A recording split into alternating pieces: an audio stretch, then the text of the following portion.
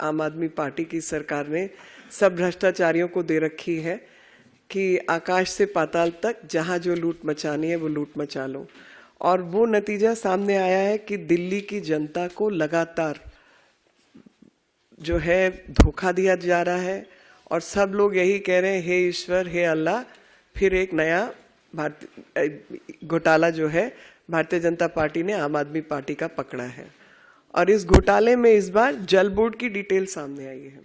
आप सब जानते हैं कि इतने लंबे समय से जब जल बोर्ड को देखभाल की जा रही थी, देखा जा रहा था, उपभोक्ताओं की संख्या बढ़ गई, मीटर्स बढ़ गए और खपत बढ़ गई, लेकिन जो कमाई है वो कम हो गई और जो पहले उनके एफडीआर वगैरह रखे थे वो भी गायब हो गए।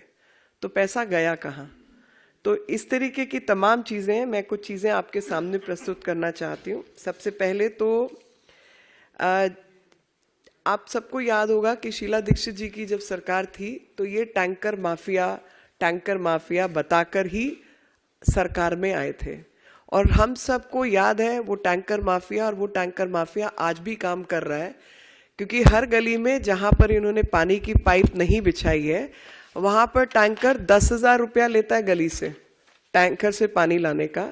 और ऐसी तमाम गलियां अपने क्षेत्र की अगर मैं गिनवाऊं तो पटेल नगर भरा हुआ है, अन्य क्षेत्र बड़े हुए हैं, और जहां पर लोगों के पास कोई ऑप्शन नहीं है, पैसा गली में इकट्ठा करके टैंकर माफिया को दिया जाता है। तो टैंकर माफिया की जो शक्ति है वो कम नहीं होकर बढ़ी है और इसमें 35% जो है वो अधिक उनको पैसा देना पड़ा, क्योंकि इलीगल पेमेंट जो टैंकर्स को दी गई और उसका है, इस वजह से जो over shooting of the project cost जो है वो बढ़ गई और 35% जो है वो अधिक हो गई कॉन्ट्रैक्टर्स के हक में।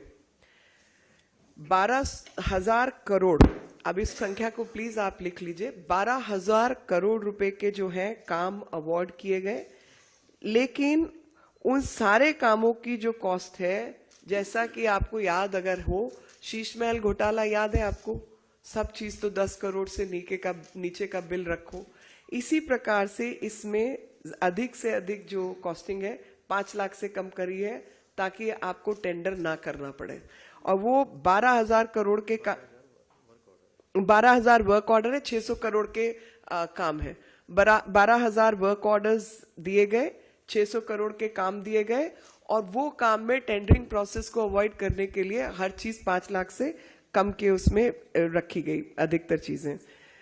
1,601 करोड़ रुपए का जो फंड है वो किताबों में अनस्पेंड दिखाया गया और वो कहाँ है किसी को कुछ पता नहीं है। 1,601 करोड़ रुपया किताबों से गायब हो गया।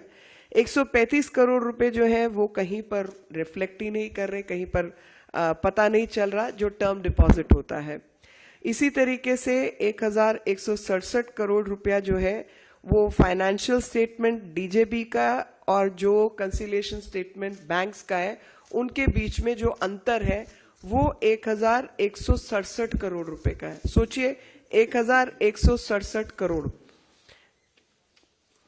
और इसी तरीके से जो मैंने पहले आपको बताया कि 107 करोड़ रुपए की जो एंट्री है उसको एंट्री एडजस्टमेंट, साधारण भाषा में हम बट्टा खाता कहते हैं, कि बट्टे खाते में डाल दो कि जिसका कुछ हिसाब किताब नहीं मिल रहा उसको बट्टे खाता